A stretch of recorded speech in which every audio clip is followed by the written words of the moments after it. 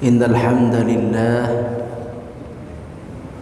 نحمده ونستعينه ونستغفره ونعوذ بالله من شرور أنفسنا ومن سيئات أعمالنا من يهده الله فلا مضل له ومن يضلل فلا هادي له أشهد أن لا إله إلا الله وحده لا شريك له وأشهد أن محمدا عبده ورسوله لا نبي بعده اللهم صل وسلم وبارك على نبينا محمد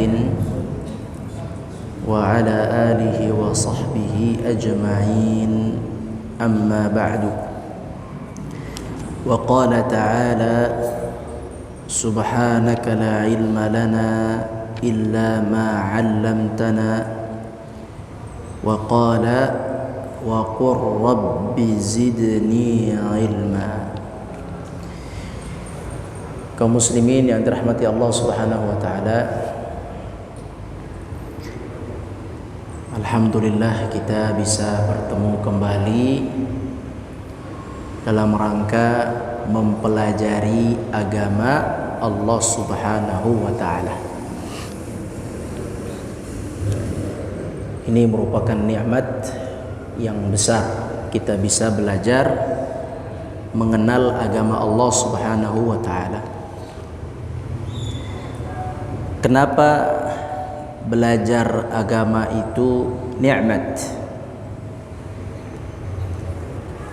Sebab kebanyakan manusia tidak mengerti tentang agama Allah Subhanahu wa taala. Sebagaimana Allah Subhanahu wa taala berfirman, Allah berfirman dalam surat Ar-Rum ayat 7. Kata Allah, ya'lamuna zahiran minal hayatid dunya wa hum 'anil akhirati hum ghafilun. Artinya kebanyakan manusia itu mengetahui kehidupan yang nyata, yakni dunia, tapi tidak mengetahui tentang akhirat mereka, tidak faham tentang ilmu akhirat. Kata Al-Imam Al-Hasan Al-Basri, ini beliau menceritakan bagaimana manusia itu faham sekali tentang dunianya tapi tak ngerti tentang akhirat. Kata Hasan Al-Basri rahimahullah, Al-Imam, kata beliau, saking hebatnya manusia mengenai ilmu dunia, kalau dia dikasih koin, dia bisa terbangkan, apa namanya? Dia bisa bolak-balik koin itu dengan jarinya. Koin 1000, koin 500, 200, 100. Jago dia bolak-balik. Bahkan dia tahu setiap koin tanpa ditimbang berapa gram. Saking faham urusan dunia, faham. Saking mahirnya urusan dunia. Terus kata Imam Al-Hasan Al-Basri, wala ya'rifu kaifa ay yusalli wala ya'rifu kaifa yuhsinu shalah. Giliran disuruh bacaan salat yang benar nggak bisa. Suruh salat yang benar saya nggak bisa. Giliran nimbang emas nggak usah ditimbang, tahu dia berapa beratnya. Ini manusia kebanyakan begini. Jadi manusia itu banyaknya faham sekali tentang kehidupan dunia. Kata Imam Ibnu Katsir, "An-nas hadzaqun azkiya fi tahsilid dunya." Manusia itu pintar, cerdas dalam urusan dunia. Wa mughaffalun fi umuril akhirah. Mughaffal, nggak ngerti apa-apa, seperti anak kecil yang bodoh urusan akhirat.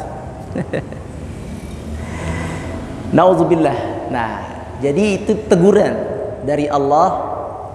Tadi ayat 7 surat Rum ditafsirkan oleh para ahli tafsir bahwa kebanyakan manusia ahli di bidang dunia, kemudian seperti anak-anak yang tidak ngerti apa-apa kalau urusan agama atau urusan akhirat. Nah, bagaimana supaya kita mengerti urusan akhirat kita, agama kita, yaitu dengan belajar. Dan alhamdulillah kita hari ini berkesempatan belajar. Dan di masjid ini ada banyak kajian. Ada kajian fikih, ada kajian sirah, ada kajian akhlak hari Kamis, ada kajian tauhid, ada kajian Quran.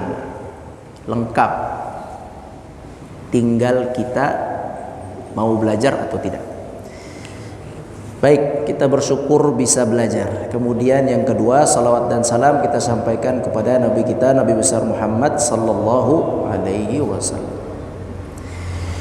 Selanjutnya, ana mohon maaf, Senin kemarin kita tidak mengaji sebab hari tasyrik. Hari tasyrik itu hari makan-makan, hari minum-minum.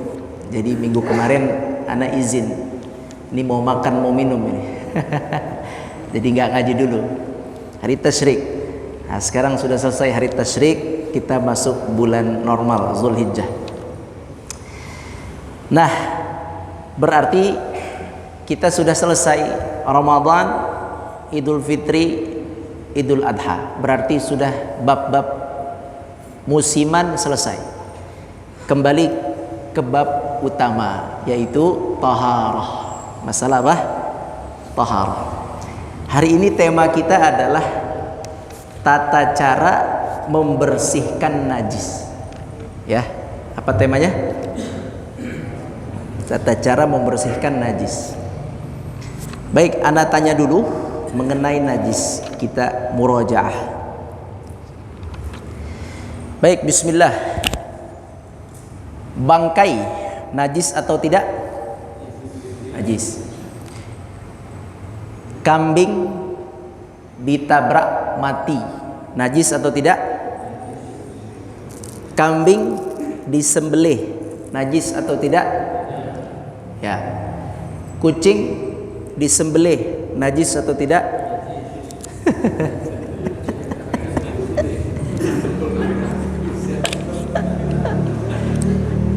Mungkin aja adanya.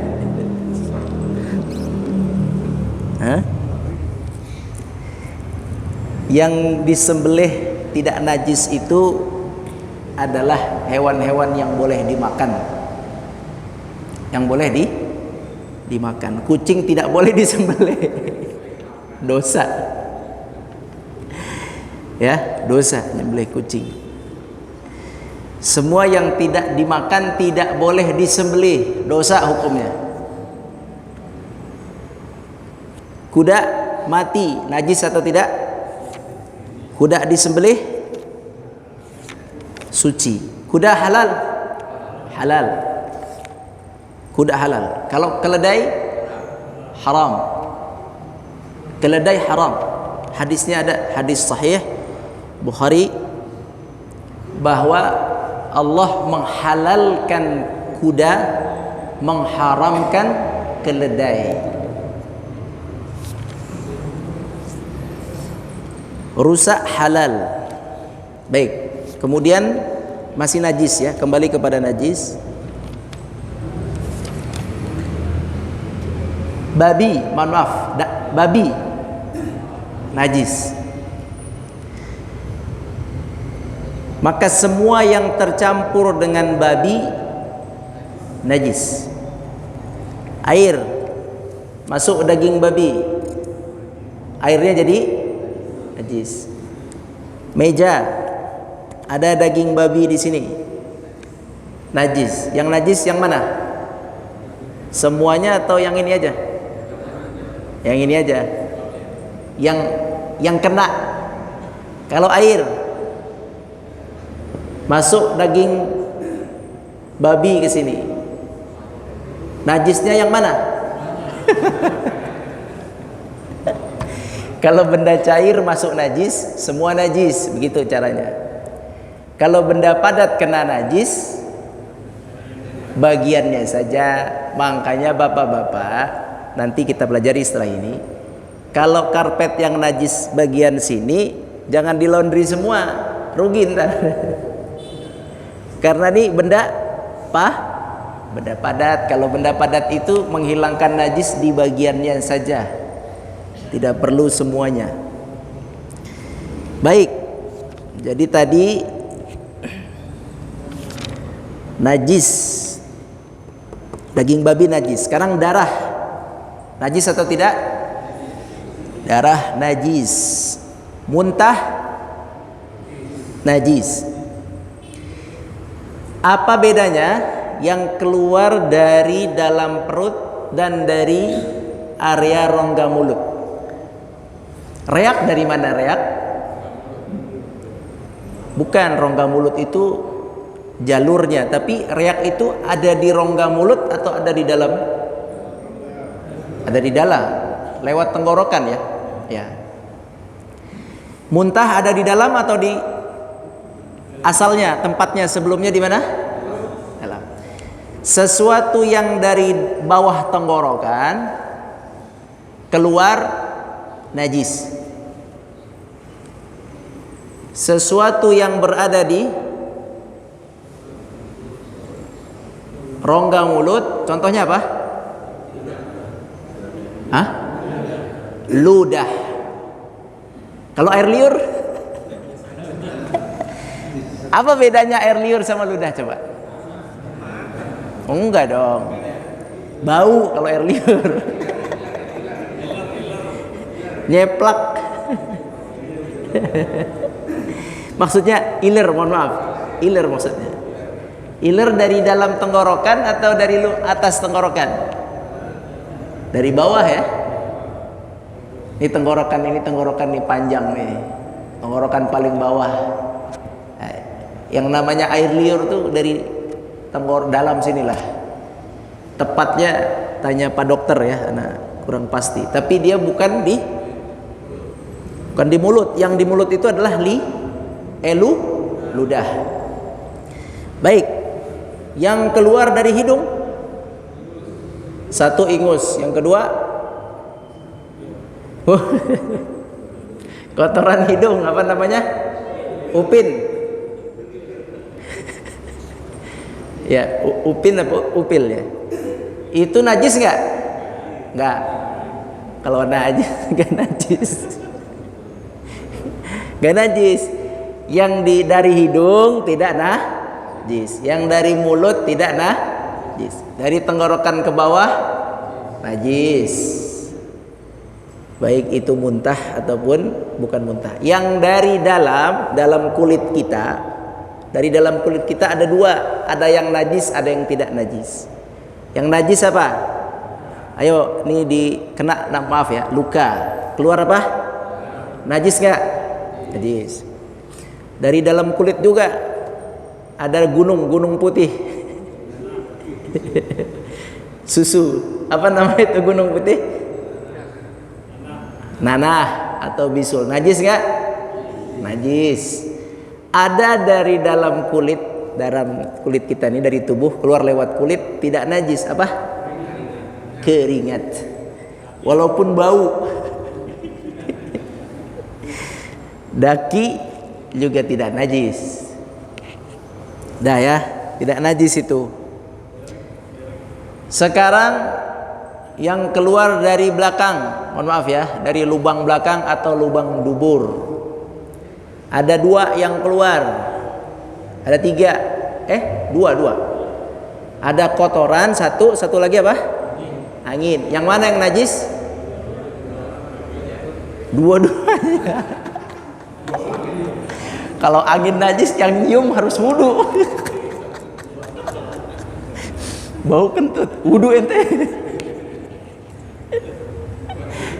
Enggak, kalau anginnya enggak najis, tapi hadas. Menyebabkan apa? Hadas. Kalau hadas itu hilang wudu, hilang wudu, hilang suci. Anginnya tidak najis, yang najis benda yang keluar. Daya itu dari belakang. Dari depan, semua yang keluar dari depan najis kecuali 1. Yang najis dulu, apa yang najis? Air seni. Kedua,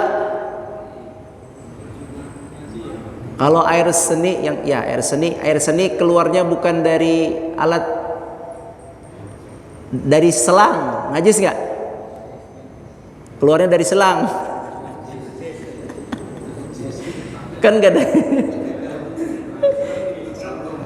Karena asalnya dari dalam, dari dalam. Semua yang dari dalam keluar najis, kecuali baik keluar lewat alat atau lewat selang najis, kecuali yang najis dulu air seni. Terus yang kedua wadi. Wadi itu adalah bekas air seni, bukan bekas apa sih namanya? Wawadi. WADI, jangan kasih nama wadi. Wadi itu air pipis sisa-sisa kecil sedikit ya, tapi ini ya, wadi ini jangan dijadikan beban. Kalau memang dia kayaknya keluar, kalau kayaknya cuekin aja. Ya, ada kaidah kalau kayaknya cuekin. Nanti mudah-mudahan sempat Anda jelasin. Ya, kalau kayaknya cuekin. Gini dah, Anda jelasin. Contoh gini. Kita buang air kecil, najis ya, sudah kita bersihkan. Pakai celana dalam. Setelah kita pakai, kita jalan, nggak terasa apa-apa. Jangan dirasain juga. Betul. Ini Islam begitu. Ini persis dengan kita ada di sebuah tempat di bawah situ ada air netes. Ada air netes. Itu nggak usah ditanya, ini air najis apa air suci. Netes kena air. Ini air kamar mandi orang di apartemen khususnya. Ini air kamar mandi apa air toilet ini, nggak usah ditanya, udah anggap aja suci. Betulan itu difatwakan oleh Umar bin Khattab. Islam tuh nggak ribet. Baik, kembali ke air seni. Air seni setelah buang air kecil, pertama nggak usah dirasa-rasa, otaknya mikirin yang lain, nggak usah mikirin itu. Yang kedua, nggak terasa tiba-tiba kita salat, ruku'. Asal usulnya tadi nggak ada. Asal usulnya kencing sudah suci, betul? Suci sudah pasti betul? Sudah pasti belum? Pasti, 100% suci kan, kita udah salat, udah buang air kecil, sudah bersuci, sudah wudu. Suci 100%. Tiba-tiba ruku'. Kayaknya, si kayaknya datang. Kayaknya ada yang nggak enak keluar. Kayaknya berapa persen? Sampai nggak 100%? Nggak. Sampai nggak 50%? buang si kayaknya itu. Buang si kayaknya, buang si kayaknya. Atau kita lagi sholat, kayaknya ada angin keluar, tapi kayaknya ini angin ini disebut kentut atau enggak? Kalau kita saja enggak ngerti ini disebut, maaf ya, kentut atau bukan kentut, berarti kayaknya hilangkan, buang. Jadi jangan ditipu sama kayaknya. Betul, jadi kita itu dalam ibadah nggak boleh kayaknya. Allahu Akbar.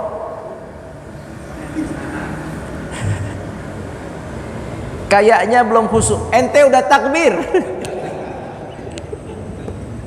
Takbir itu sah masuk ke dalam sholat. Orang sholat pas kita takbir Allahu Akbar, langsung kata Nabi, setan masuk sini. Setan masuk membisikkan apa yang kita lupa. Dah, terima aja itu Allahu Akbar. Tok. Tugas kita lawan, jangan gagalin lagi. Ente udah takbir. Takbir itu yakin sah untuk masuk sholat. Gangguan tadi kayaknya lawan. Fokus gitu aja. Jadi mengulang-ulang takbir itu ragu, itu kalah disebabkan kayaknya. Gak boleh dalam Islam beribadah ragu-ragu begitu. Baik. Nah, si wadi najis. Tapi jangan tadi kayaknya. Pasti aja, kalau pasti najis. Nah, kalau si wadi najis, berarti kan celana dalamnya najis. Cara mensucikannya bagaimana? Direndam kucek-kucek atau gimana? Kita mau sholat nih, safar, nggak ada lagi. Tapi beneran ini keluar, terasa beneran keluar, ada. Bagaimana cara mensucikannya? Nah, ini kita masuk langsung cara mensucikan. Gimana cara mensucikannya?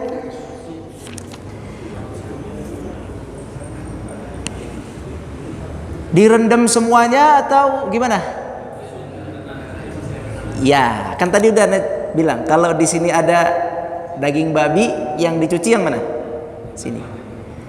Nah, berarti kita fokus buka celana dalam, fokus bersihkan yang itu, titik kecil itu. Bersihin titik kecil tuh gimana? Nih, antum ambil ini, peceritin lagi. Titik lawan titik aja, biar nggak basah. Betul, memang begitu caranya. Jadi lawan dia dengan kadar yang lebih besar. Tadi titiknya segini nih, kecil. Ya, kalau kecil banget nggak usah dihiraukan, dimaafkan. Titiknya misalnya segede uang 100 rupiah. 100 rupiah. Antum basahin sampai 100 rupiah itu ketutup dengan air yang baru yang suci, udah selesai. Begitu caranya. Jemur dulu, sholat, pakai lagi. Tapi itu udah suci. Begitu. Jadi sholat itu nggak, syaratnya nggak harus pakai celana dalam kok, sah. Sholat nggak pakai celana dalam sah. Ya, itu cara mensucikannya begitu. Nah, kembali lagi dikit. Yang najis dari keluar dari bagian depan, pertama wadi, air seni, kemudian wadi, kemudian madhi. Madhi, M-A dhal, dal dhal, madhi. Madhi itu adalah keluar sebab permulaan syahwat. Setelah itu yang keempat adalah mani, itu tidak najis. Mani tidak najis. Dah ya, jadi 3 najis apa saja yang najis?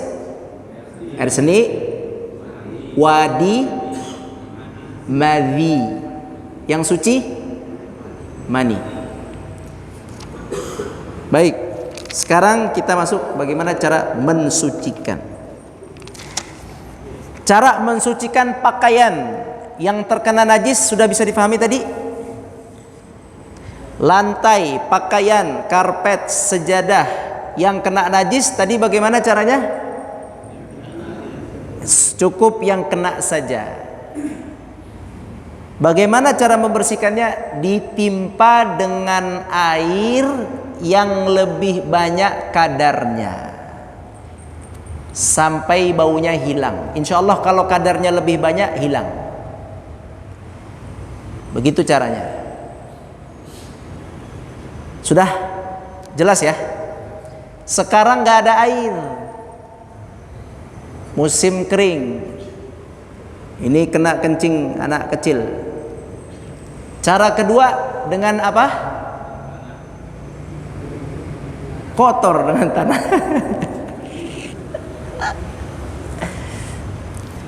Cara kedua, cara membersihkan dengan matahari. Mensucikan bisa dengan matahari, dijemur. Contoh, kasur kena kencing anak kecil, bisa itu kasur ditimpa lagi dengan air, makin basah, tapi bagian situ aja ditimpa dengan air bagian situ. Itu satu cara. Cara lain itu kasur dijemur sampai hilang baunya. Sama juga bantal yang banyak pulaunya. Itu najis itu semua pulau-pulau tuh. Tapi pulau-pulau itu bantal siapa yang nyuci bantal di sini? Nggak ada dicuci. Dia dijemur dengan matahari sampai hilang baunya. Banyak bantal itu kalau dibuka sarungnya itu coklat-coklat itu, tapi nggak bau dia, nggak terlalu bau, tapi nggak bau, dia bau apek dia, tidak bau seperti masih fresh. Kalau masih baru kena liur itu baunya masya Allah.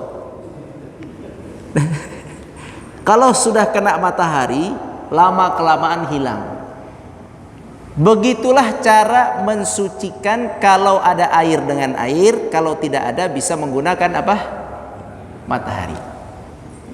Berdasarkan ini maka semua jalanan dan tanah dan pasir dan rumput yang ada di luar sana, berdasarkan ini hukumnya suci sebab terkena matahari. Sampai ditemukan benda najis barulah najis. Begitu hukumnya. Lantai rumah bapak-bapak nih, di rumah, di ruang tamu mau sholat, najis apa nggak najis pak? Nggak ada apa-apa, nggak ada anak bayi kencing, tidak ada kotoran kucing, tidak ada apa-apa. Tapi ini ruang tamu diinjek-injek orang, ada yang pakai sepatu, ada yang nyeker masuk rumah mau sholat. Pertanyaannya, najis nggak? Kalau kotor beda lagi. Najis nggak? Tinggal dicari penajisnya. Begitu caranya. Dicari di sini. Ada penajis nggak? Nggak ada kan? Maka selama tidak ada sebab najis, hukumnya suci. Yang suci 100%, dicari penajisnya 100% lagi. Kalau penajisnya ada 100%, kelihatan jelas, bersihkan bagian yang najis, selesai. Jadi salat tidak perlu pakai sejadah, sebab sebenarnya lantai rumah kita itu adalah suci, walaupun di teras. Jangankan di teras, di parkiran mobil pun suci. Sampai ditemukan penajisnya. Ah, nggak enak. Nggak enak. Kalau nggak enak, boleh nggak ibadah nggak enak? Nggak enak? Hah? Nggak boleh nggak enak. Memang nggak najis ya, nggak najis. Sholat saja di situ Kalau terdesak, maksudnya begitu. Kalau ada sejadah mau dipasang silahkan. Kalau terdesak dia tidak najis. Dah, sekarang bagaimana mensucikan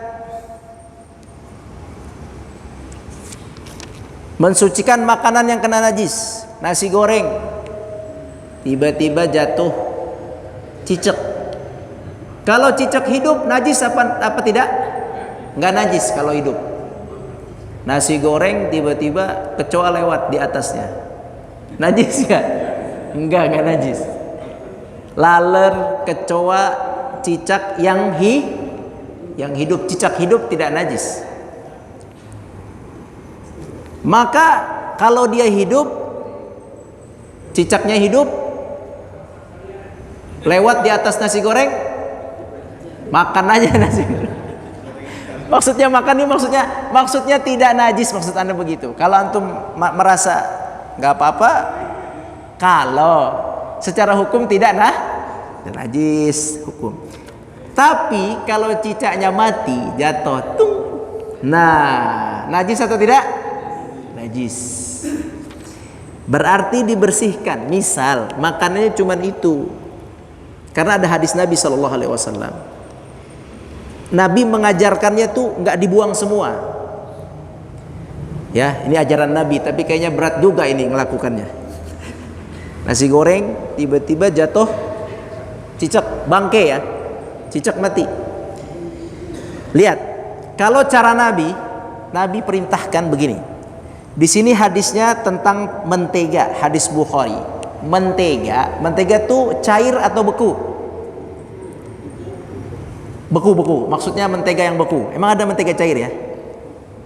Minyak mentega yang di tempat besar. Kalau ada barang jatuh kan nggak tembus ke bawah kan, di atas kan dia. Nah, di sini kata Nabi SAW bahwa ada tikus mati. Wah, kalau tadi kita apa? Masih cicak ini. Ini tikus. Fa'rah saqatat fi sumunin. Cicak jatuh di minyak samin atau mentega. Kurang lebih lah. Tahu minyak samin ya? Kan kental dia, atau mentega. Faqala, kemudian Nabi SAW bersabda, alquha. Itu si cicak, si tikus mati, ambil, buang. Wa ma haulaha, dan bagian-bagian yang kena bangkai tikus itu. Berarti bagian atas nih, misalnya di sini. Potong seginilah semua nih, bagian-bagian atas semua. Buang sama tikusnya. Wa kulu samnakum, sisanya kalian makan. Ini pasti nggak mau ngamalin nih.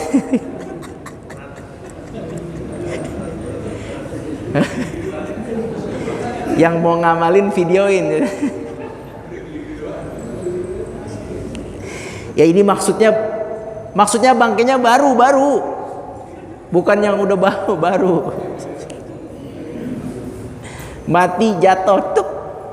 Begitu juga ke beras, ke semua benda, kalau dia jatuh, buang yang kena bangkai, makan sisanya. Tapi ini susah ngamalinnya. Nggak semua sunnah itu gampang diamalin. Contohnya ini. Ini berat ini, apalagi orang-orang yang orang komplek ini. Kalau orang desa masih masuk akal nih, boleh lah. Kalau yang bersih, higienis, nggak mungkin lagi. Buang, beli baru. Ya, berarti begitu jugalah cara membersihkan makanan. Tadi, misalnya apa tadi? Kecoa, yang lebih kecil dari tikus lah. Kecoa, cicak, nyamuk, apapun yang masuk, caranya kalau makanan padat, bersihkan bagian yang kotor. Kalau masih mau dimakan. Baik, sekarang cara menyucikan sendal atau sepatu. Pertanyaannya, boleh nggak sholat pakai sendal? Boleh. Boleh nggak sholat pakai sepatu? Boleh. Boleh tidak sholat pakai kaos kaki? Apalagi kaos kaki. Baik, kalau sholat pakai sendal maka sendal harus suci. Sholat pakai sepatu, sepatu harus suci. Itu contohnya yang paling gampang itu askar-askar di Masjidil Haram.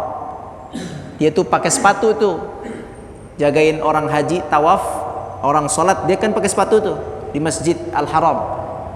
Nah dia itu pakai sepatu, sholat dengan sepatu itu. Sepatu itu dipakai kemana-mana itu. Keluar masjid dipakai, ke dalam masjid dipakai, itu sepatu itu. Nah sepatu itu hukumnya boleh dipakai untuk sholat, syaratnya harus suci. Nah bagian yang paling sering kotor dari sepatu bagian mana? Bawah. Kalau sepatu menginjak misalnya air seni, ada air seni kucing keinjak.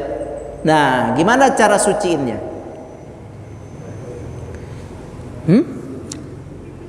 Yang paling gampang tadi disiram itu paling gampang. Tapi ada cara lain yang diajarkan oleh Nabi Shallallahu Alaihi Wasallam dalam sebuah hadis dari Abu Daud. Kata Nabi Shallallahu Alaihi Wasallam, "Idza wati'a ahadukum bina'lihil adza fa inna turaba lahu tahur." Apabila salah seorang di antara kalian sendalnya menginjak kotoran, maka digesek-gesek ke debu atau tanah, itu sudah suci. Nah, yang penting hilang baunya, gesek-gesek terus ke tanah, terus sampai hilang, sampai kita yakin hilang, dengan tanah itu suci. Bisa difahami? Kalau tidak ada air. Ini hadis ini muncul seperti ini. Ini berguna untuk siapa ini? Untuk musafir. Untuk musafir. Air tinggal segini. Pakai sepatu. Mau sholat. Kalau buka sepatu dingin atau panas. Nginjek apa? Pasirnya. Harus pakai sepatu. Tapi najis. Antum cuci pakai ini, habis nggak ada minum lagi. Jadi gesek-gesek aja di pasir. Nah, supaya bisa ibadah dengan sendal itu dan sepatu itu harus timbulkan rasa yakin. Harus timbulkan rasa yakin. Baik, yang berikutnya adalah pakaian wanita. Wanita itu anjurannya pakaiannya menjulur ke tanah. Anjurannya. Karena kaki wanita itu dalam mazhab ulama itu aurat. Jempol sampai apa namanya nih? Tumit. Aurat perempuan. Perempuan saja aurat. Kalau tangan ini enggak nih. Ini sama ini enggak. Atas bawah nih bukan aurat. Tapi kalau kaki aurat. Kecuali orang-orang yang bermadzhab Hanafi, kaki nggak aurat. Maka kaki itu bajunya dianjurkan menjulur kalau nggak pakai kaos kaki kan gitu. Nah kalau menjulur kena najis, kotoran kena air di pasar itu menyeret-nyeret, itu cara mensucikannya dengan seretan berikutnya. Seret aja terus. Betul begitu caranya. Itu ada hadis Nabi SAW, yutahhiruhu ma ba'dahu. Kena najis, setelah itu suci, najis sedikit, suci 5 meter, suci lagi, bersih. Najis lagi, jalan lagi 10 meter, suci. Jadi perempuan yang menjulur bajunya, seret-seret pun suci udah. Begitu ya. Wallahu a'lam. Silakan, ada yang ditanyakan? 2 menit, 3 menit.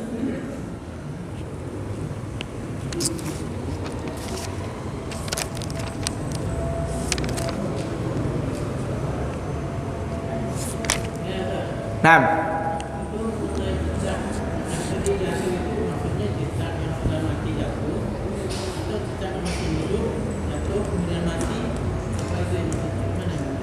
cicak hidup suci atau najis? Suci. Kalau cicak hidup jatuh ke sejadah kita, lari kan dia? Nggak usah dicuci sejadahnya. Jatuh ke nasi kita, nasi udah penuh nih, lapar, jatuh dia, lari kalau hidup, makan aja nasinya.